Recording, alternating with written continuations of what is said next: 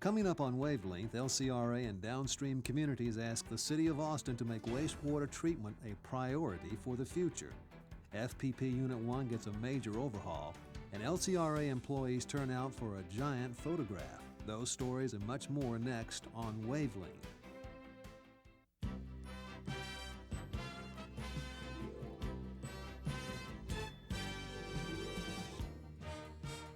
From the Lower Colorado River Authority, this is Wavelength.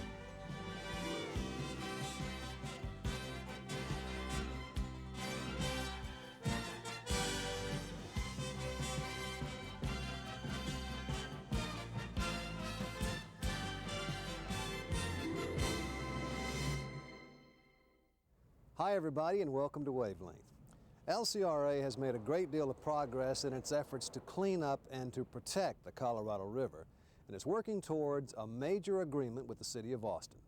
The city goes before the Texas Water Commission next year to renew the permits on their wastewater treatment plants, which all discharge into the river.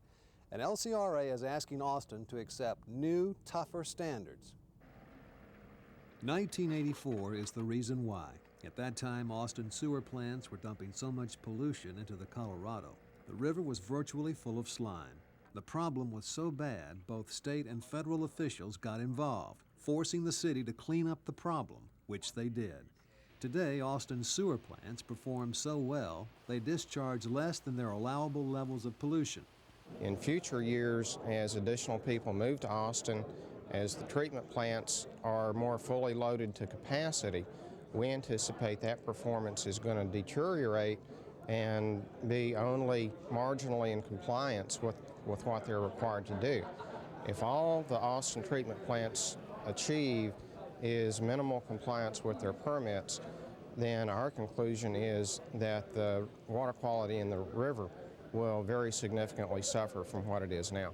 So LCRA wants Austin to accept new permit levels that would require the city to maintain current discharge standards even as the city's population grows, plus make phosphorus removal part of its treatment process. Phosphorus is a nutrient that stimulates plant growth that strangles the river. Communities downstream feel Austin has the responsibility to comply. It's important that the City of Austin continue to make the improvements they've made. I think they've really shown some leadership in establishing standards for effluent emissions that probably is equal to or exceeds that of many other cities in Texas. The City of Austin should also continue to make those strides, and by standing still, I'm afraid we'll fall back. So they need to increase those standards so that the future of the river will be, in fact, clean and clear. There's no reason why the Colorado River should be a sewer canal. It certainly will not go back to the pristine condition that it was 60, 70 years ago, but it certainly can be a river that can be usable. To stress the point, downstream counties and cities have begun asking Austin to do its share for the future of the Colorado. A resolution to the Austin City Council was unanimously approved at this meeting of Water Council representatives from the 10 counties bordering the river. Although LCRA applauds the work that the City of Austin has done in fixing all the problems of the past, we've made it quite clear to them that there's more that we think that they need to do in the future, and that we won't stand for their level of treatments getting worse over the next 5, 6, 7, 8, and 9 years. It seems okay now because the general condition of the river is okay. But this whole discussion is really about the future. It's not about today. And Austin can't sit back and rest on its laurels. And to all the folks downstream from Austin, the Colorado River is just as important as Barton Springs is to the citizens of Austin. So I'm hopeful that we'll reach a compromise, but it's so important, and the condition of the river is so potentially threatened by future Austin growth, that if we have to, it's something that LCRA is willing to protest at the Water Commission and make quite a bit of noise about over the coming years. Because again, to us, it's a fight to keep the Colorado River from going back to where it was in 1984. And if it goes back, with Austin having grown even more, then I'm not so sure the river survives that level of contamination. Now for an update on the rate case. Negotiations and settlement talks have been ongoing, and there has been some progress. We asked General Manager Mark Roche to characterize where we are and what has been accomplished. The AWC, Association of Wholesale Customers, the New Braunfels Group, LCRA, and the PUC staff have narrowed all of the concerns and issues in the rate case down to one issue. But that one issue is significant enough that the entire settlement proposals could blow up. And it's not the issue at hand is not LCRA revenues, but it has to do with a lease arrangement that is proposed in this rate case between us and our customers, and how that money that we pay our customers would be refunded to their customers. And it's a very sticky point, and it's one that's got a lot of folks concerned, and if we can't reach an agreement on, then we're going to have to go back to where we were and just start the case up again, and we go back to arguing for $20 million, and everybody kind of goes back to their original positions. We're hopeful that over this next week that we can get everybody together. Bastrop is talking about a settlement proposal, but that has to do with an extension of their wholesale contract and some other issues. We don't believe we can get San Marcos settled, and we think we might be able to get the city of Brownsville resolved. But if we get AWC, New Braunfels Group, LCRA, and the PUC staff to settle, then that's about 90 to 95% of the folks in this rate case coming together and agreeing, and that would be very significant. If this item is not cleared up, does it jeopardize the possibility of getting a rate increase? Because at one time the staff was talking a minus figure. Well, if we go back to where we were, we go back to $20 million rate increase, and the PUC staff goes back to an $18 million decrease. And yes, we still then are much more at risk. Now, we could have a settlement agreement and still go to the commission and have them disagree. So, you know, it ain't over till it's over, and we're not going to know until the commission finally decides.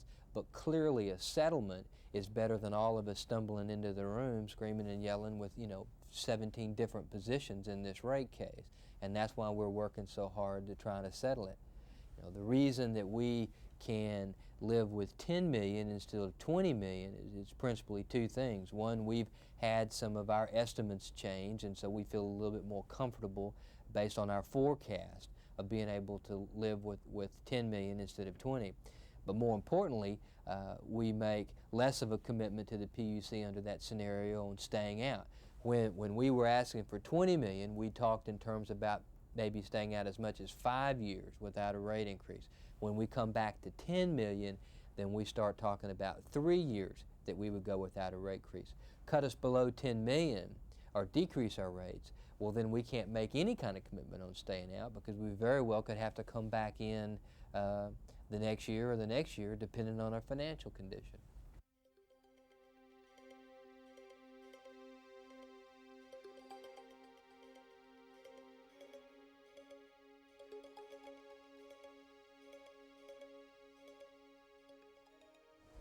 It takes hundreds of dedicated employees and tremendous coordination between many departments to keep LCRA's power plants and hydroelectric facilities running smoothly. It also takes a lot of preventive maintenance to keep up both efficiency and reliability. This is the Fayette Power Project near LaGrange. There are 3 coal-fired generators here which provide LCRA with 955 megawatts of electricity. That's about 42% of our total generating capacity. On September 15th, Units 1 and 2 were taken out of service for a major maintenance job.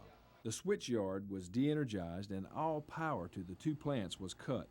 We're totally blacked out. The only thing we have running is our emergency diesel generators, which keeps power to our turbine lube oil pumps and our computer room air conditioning and keep our computers up, and that's all that's running, and a few emergency lights. And we're virtually blacked out. 35 electricians work 12-hour shifts around the clock to replace 36 breakers, which provide internal power to both units. What we're showing here today is all the tags that represent breakers that are out of service because of the blackout. And this is our safety system to keep the breakers from getting racked in and turned on the maintenance workers as they do their job. So as you can see, we've got virtually everything racked out or opened up and red tagged. All of the work was completed on schedule, and Unit 2 was brought back online while Unit 1 stayed out of service for a major overhaul. According to Walter Reed, this outage will be handled in a different way. In the past at Fayette, what we've done is done a component, major component at a time on different years. This time, what we're doing is doing the whole thing all at once, and we won't take most of this apart again for 6 years. So there's a real emphasis on quality and getting the job done right. It's extremely important. We're doing some new things that will get us greater efficiency in that whole power plant. Reed says the goal of this kind of maintenance is to increase efficiency wherever possible, thereby using less fuel to make the same amount of power. This outage is scheduled to last through November 16th. Ferguson Power Plant in Marble Falls and Sim Gideon Plant in Bastrop will undergo similar maintenance outages later this year. The Sim Gideon Power Plant is fueled by natural gas, and crews have recently completed installation of a new automated flow control system. This system allows for more accurate measurement of gas flow, but more importantly, allows operators to take gas from either of two suppliers.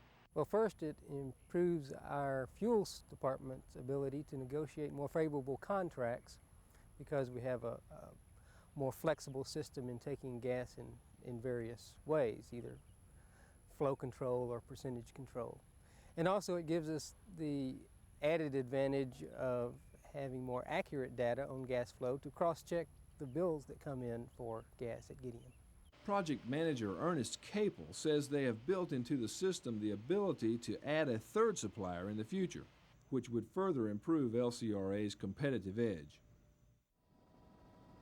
LCRA will be changing to new group health insurance plans. The changes will mean higher premiums, higher deductibles, and the loss of some doctors you may have been using.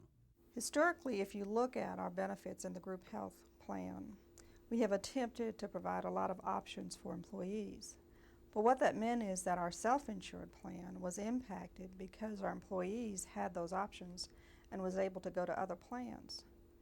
The company got to a point where we were putting in more for that self-insured plan than the cost of bringing all of our employees into one plan and assuming the cost for all of our employees in that plan. So basically what we're doing is we're letting the plans or the approach essentially pay for itself. Yes. The PCA was not an option? The PCA was not an option because when we put out the request for proposals, we put it out for a package deal. That is, they had to provide information on an indemnity plan for people not in the service area. They had to give us a plan that would encompass the majority of our employees, especially in Fayette and Burnett County. And so when you put those two requirements into the plan, PCA was not able to provide the kind of plan that we would need so that we didn't have a lot of companies providing options. And even if we had the option still, it wouldn't be priced the same, would it? It would not be priced the same. All of the plans would have increased this year, some proportion anywhere from, I guess, 20 to 39%. So we would have seen an increase regardless of which plan we went with. The complaint that you hear sometimes, I've been in a plan for a while, I like my doctors and that sort of thing, is that a factor when you look at the different options? That is a factor, and it's a very important factor because we realize our employees want to have a history with their physician. But we were at a point in our company's history and our claims experience that we had to decide to continue with these many programs and many options, or do we do some intervention now so that in the future we would not have to deal with this problem again. We're hoping, based on the program that we have, that we won't have to change in the future.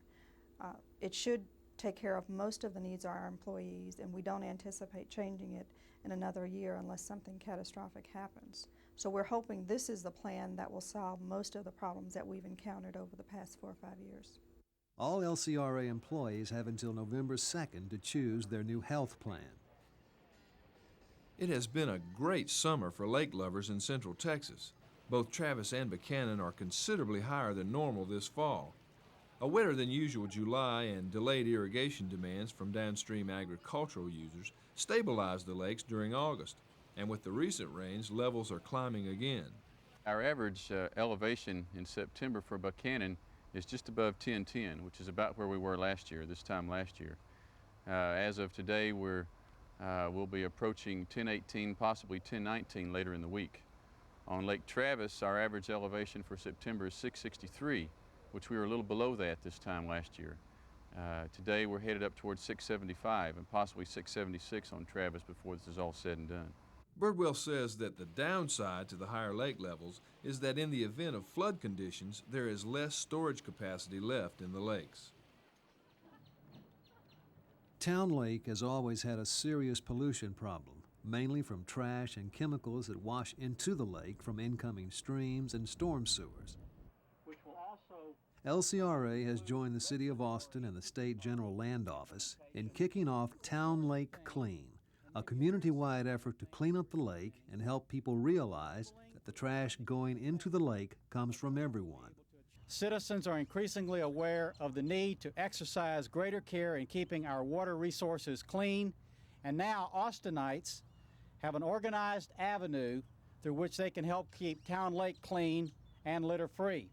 We are anxious to work with the City of Austin to finalize a comprehensive agreement to clean up Town Lake as well as the river below Austin.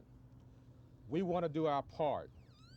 Not only that, we want to lead the effort, because as we look to the future, the Colorado River is essential to the economic well-being of our citizens and our region.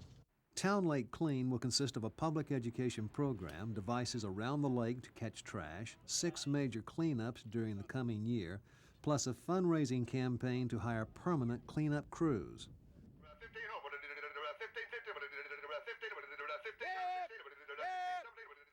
Auctioneer Renee Bates goes through his paces at this year's LCRA equipment auction. The bid list included 47 sedans, trucks, and vans, along with several other less conventional vehicles. Other equipment included truck beds, automobile seats, and old bumpers. According to Transportation Supervisor Glenn Kadura, this year's sales totaled more than $115,000.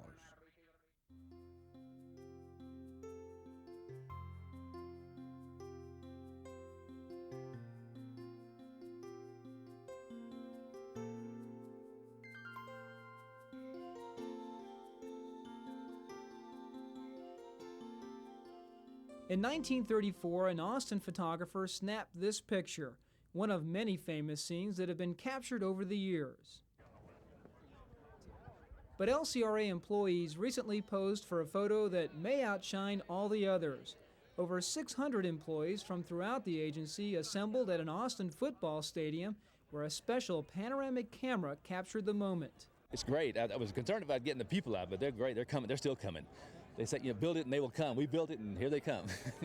The picture will be one of several panoramic photos of employees that will be published in this year's annual report. As you might suspect, organizing this kind of photo isn't easy. People cooperating? So far, yeah. I haven't had anybody really argue with me or anything. Hadn't had to throw anybody out yet? Not yet, but I'm willing to do it if somebody really gives me a hard time. Employees seem to enjoy getting together and brought back some fond memories. This is an upswing for the authority when we all back together as a group and as a family. Other employees were more concerned about minor details like how they looked. Now here's a guy who obviously took great preparation for the photograph. He wore his best pants, he wore a tie. And his white shirt. That's right. He wore an undershirt today. Still others worried about who to sit next to. I love it. Just get me real close to the good-looking guys and I'll be okay. I thought maybe Heather just wanted to sit next to the best-looking guy out. I don't think that's it. If that was the case, I wouldn't be sitting next to him. Thanks. Got that on film.